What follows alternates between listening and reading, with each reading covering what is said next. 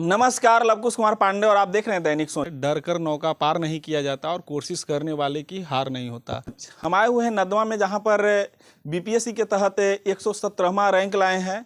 तो इनसे बात करेंगे कि इनका क्वालिफिकेशन कहां से हुआ, इनका प्रयास कैसे जागा कि भाई बीपीएससी करना चाहिए, इसके बारे में थोड़ा जानेंगे। और इनका नाम क्या है। तो सबसे पहले तो सर आपका शुभ कामना है और दैनिक सोच में आपका स्वागत है सर। बहुत बहुत धन्यवाद सर। सर आपका नाम क्या हुआ? मेरा नाम ब्रह्मन राज है। अच्छा। और यहीं का निवासी हूँ, नदवा का। पिताजी का क्या नाम हुआ? मेरे पिताजी का नाम राजीव नयन है। अच्छा। आपका बेसिक जो पढ़ाई जो है कहाँ से हुई? मेरी बेसिक पढ़ाई 10वीं कक्षा तक अपने गांव से ही हुई है और ग्रेजुएशन भी मैंने अपने गांव के ही कॉलेज से किया है, जो केपीएस कॉलेज है यहाँ नदवा में। उसके बाद से मैंने मास्टर्स अपना हिंदी साहित्य में किया था, वो इग्नू से किया था। इग्नू से। तो आपको बीपीएससी करने के लिए कैसे लगा कि बीपीएससी करना चाहिए? मेरे गांव में पहले से भी लोग सिविल सेवा की तैयारी करते थे। मेरे सीनियर हैं, यहीं पास में उनका घर है, तो मैं उन लोगों से प्रेरित था। तो मैंने सिविल सर्विसेज के प्रति एक अट्रैक्शन था आफ्टर ए सर्टेन टाइम की, सर्टेन एज की, हाँ मतलब सिविल सेवा में मुझे जाना है। तो मैं उसी में प्रयासरत था और कह सकते हैं कि गांव का इन्फ्लुएंस था। पहले भी लोग तैयारी करते थे, कुछ सीनियर थे, उन लोगों का सिलेक्शन भी हुआ था, तो उन्हीं लोगों से प्रेरित था। मैंने खुद से तो नहीं जागा था, दूसरों से ही प्रेरणा लेके मैंने तैयारी शुरू की थी। तैयारी करने का किस किस चीज़ से आप तैयारी किए? मैं बहुत ही फॉर्चुनेट रहा हूँ कि मेरे काफ़ी अच्छे अच्छे दोस्त रहे हैं, तो मैं उन लोगों के साथ रहा हूँ, तो उनसे भी सीखने को मिला। फिर मैं सतत रूप से जो है अच्छे लोगों के संपर्क में रहा हूँ। मैं फिर से बोलना चाहूँगा, काफ़ी फॉर्चुनेट रहा हूँ। साथ में बेसिक जो टेक्स्ट बुक होता है एनसीईआरटी का, वो सब मैंने अच्छे से पढ़ा है और साथ में न्यूज़पेपर मैं हमेशा पढ़ता था। तो इन तमाम चीज़ों की तैयारी होती रही, धीरे धीरे स्तर वो बनता गया, तो फिर इस बार रिजल्ट आ गया। प्रिय विषय कौन रहा है? हिंदी साहित्य मेरा ऑप्शनल है, तो उस संदर्भ में कह सकते हैं कि मेरा प्रिय विषय हिंदी साहित्य ही है। प्रिय दोस्त कौन रहे हैं? प्रिय दोस्त किसी का नाम लेना अच्छा नहीं होगा, क्योंकि कई सारे अच्छे दोस्त हैं।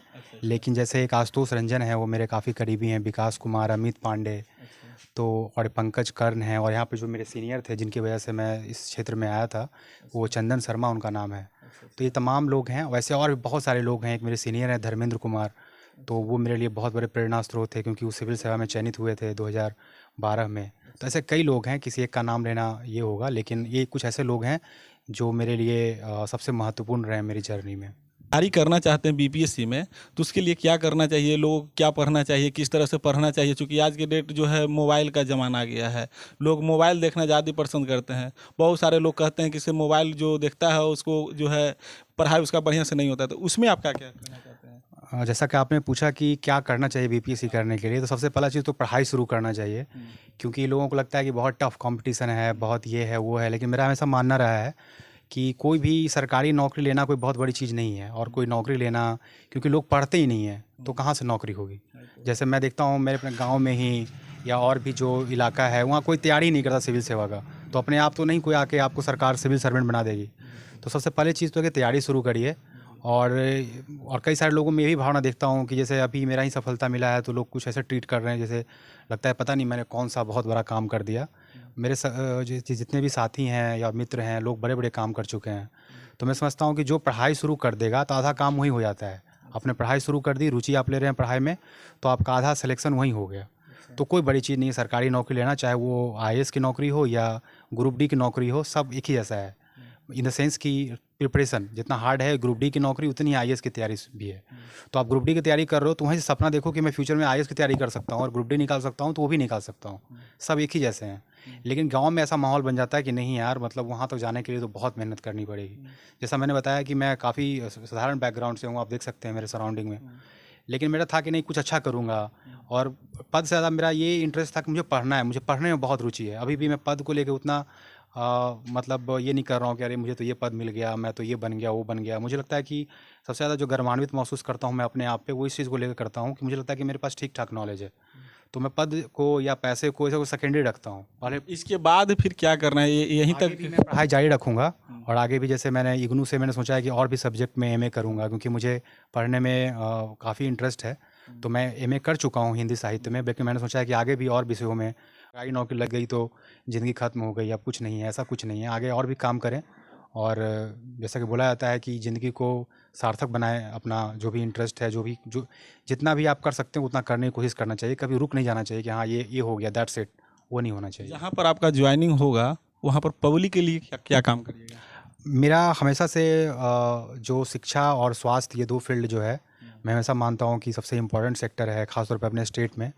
तो मैं जो नगर कार्यपालक पदाधिकारी होऊंगा, तो मैं कोशिश करूँगा कि मेरे अधिकार क्षेत्र में जहाँ भी शिक्षा और स्वास्थ्य से संबंधित जो भी चीज़ें हो रही हैं, तो मैं कोशिश करूँगा कि मैं वहाँ पे अपना बेस्ट दूँ। तो ऐसा कुछ पल ऐसा रहा होगा जो बहुत कठिन रहा होगा, उसके बारे में तो बताएंगे? हाँ, मतलब वो तो हमेशा आता रहता है, बट ख़ास तौर पे पिछले 3 वर्ष जो मेरे रहे हैं कोरोना के बाद, वो काफ़ी डिमोटिवेटिंग रहा कई दफ़ा। बट जैसा मैंने पहले बताया कि मेरे कई सारे अच्छे दोस्त हैं और मेरी फैमिली काफ़ी सपोर्टिव है, तो उनके हेल्प से मैं उभर पाया। तो कठिन समय थे, बट फॉर्चुनेट था कि अच्छे दोस्त थे, फैमिली मेम्बर्स मेरे काफ़ी सपोर्टिव हैं, तो मुझे उससे बाहर निकलने में ज़्यादा कठिनाई नहीं हुई। पिताजी आपके क्या करते हैं? मेरे पिताजी कृषक हैं, सामान्य कृषक हैं, और बहुत ही साधारण पृष्ठभूमि से हूँ मैं। लेकिन पिताजी ने अपने मेहनत से मुझे कभी एहसास नहीं होने दिया कि आपको किसी चीज़ की कमी है। मेरे बड़े भाई लोग हैं, तो उन लोगों ने कभी भी ऐसा एहसास नहीं होने दिया कि तुम गरीब हो या तुम जो चाहते हो वो नहीं मिल पाएगा। आप कितने भाई बहन हैं? हम लोग संयुक्त परिवार में रहते हैं, तो वैसे मैं 4 भाई बहन हूँ। ऐसे अगर अपना भाई सहोदर भाई में तो 2 भाई हूँ, लेकिन वैसे हम लोग साथ में रहते हैं तो 4 भाई हैं हम लोग। आपके पिताजी कितने भाई हैं? मेरे पिताजी 2 भाई हैं, ये मेरे चाचा जी हैं यहाँ और मेरे पिताजी।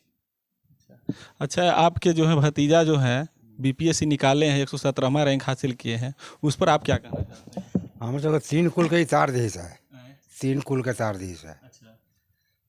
अब क्या कहें, मतलब कहिए रहे हैं कि से कह रहे कुछ नहीं है।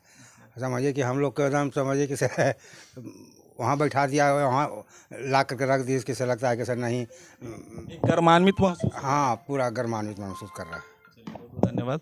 तो ऐसे लोगों के बारे में बताया जो बहुत सारे लोग जो है परीक्षा में पढ़ते हैं, तैयारी करते हैं, तैयारी करने के बाद कहीं ना कहीं रुकावटें होती है और वहाँ पर ही उनको अफसोस लगता है, कुछ गलत कदम उठा लेते हैं। ऐसे लोगों के लिए क्या कहना चाहते हैं? मैं खुद भी मानसिक स्वास्थ्य से स्ट्रगल किया हूँ। तो मेरा मानना है कि जब भी आप कोई भी चीज़ की तैयारी करते हैं, चाहे वो कोई छोटे स्तर का ही कंपटीशन हो या बड़े स्तर का कंपटीशन हो, जैसे मैं पहले भी मेंशन कर चुका हूँ कि सारे एग्ज़ाम में एक जैसी ही कठिनाई होती है। बस ये लोगों का देखने का परसेप्शन है कि कोई बड़ा एग्ज़ाम है तो उसमें बहुत पढ़ना पड़ता है। हर एग्ज़ाम में एक जैसा ही कॉम्पिटिशन है। तो आप जब तैयारी शुरू करते हैं तो पहले से ही मान लें कि अब ये कोई 10th का एग्ज़ाम तो है नहीं, 12th का एग्ज़ाम तो है नहीं कि सब लोग पास हो जाएंगे। यहाँ कंपटीशन है, 10 लाख लोग फॉर्म भरते हैं, सिलेक्शन होता है 1000 लोगों का। तो कठिन पल आएंगे, बस उस कठिन पल में आप ऐसा व्यक्तित्व बना कर रखें खुद का कि आपकी फैमिली मेम्बर्स और आपके कुछ दोस्त जो हैं वो आपके साथ रहें। होता क्या है कि आप शुरू में आप तैयारी शुरू करते हैं तो अपने आप को बहुत काबिल प्रदर्शित करते हैं, तो होता क्या है कि आपके कुछ अच्छे दोस्त नहीं बन पाते और ना तो आपके फैमिली मेम्बर्स भी देखते हैं कि बहुत ज़्यादा ये अपने आप को होशियार समझता है। तो मेरी ये विशेषता रही है कि मैं शुरू से ही काफ़ी विनम्र रहा हूँ अपने परिवार के प्रति, अपने दोस्तों के प्रति।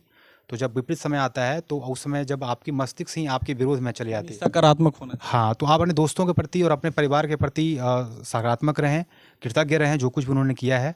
तो आप बुरा परिस्थिति में भी आएंगे तो वो लोग आपकी हेल्प करेंगे और आप उससे निकल पाएंगे। पढ़ने वाले के जीवन में मोबाइल का क्या योगदान होता है? क्योंकि मोबाइल के बारे में लोग नेगेटिव करते हैं, तो कोई भी चीज़ है, कोई भी वस्तु है दुनिया में, वो तटस्थ वस्तु है, क्योंकि मोबाइल फ़ोन के अंदर जान तो है नहीं कि वो आपको जानबूझ के बोल रहा है कि आओ मेरा यूज करो, मिस यूज करो।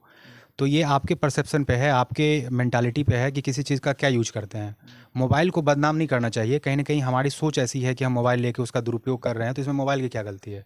अगर मोबाइल का आप सदुपयोग करेंगे तो मोबाइल बहुत ही अच्छा कह सकते हैं कि एक टूल है जिसका यूज करके आप काफ़ी नॉलेज गेन कर सकते हैं। और मैं तो अभी 3 साल जैसा बता रहा हूँ कि मैं लगातार अपने गाँव में हूँ, तो मेरी तो पूरी पढ़ाई ही मोबाइल आधारित है, पूरी पढ़ाई ही इंटरनेट आधारित है। और मैं समझता हूँ कि मोबाइल वो टूल आ गया है जो एक शहर और ग्रामीण में जो भेद है कि अरे एक शहर में रह के ही तैयारी हो सकती है, उसको काफ़ी हद तक ये इसने वो जो गैप था उसको ब्रिज कर दिया है।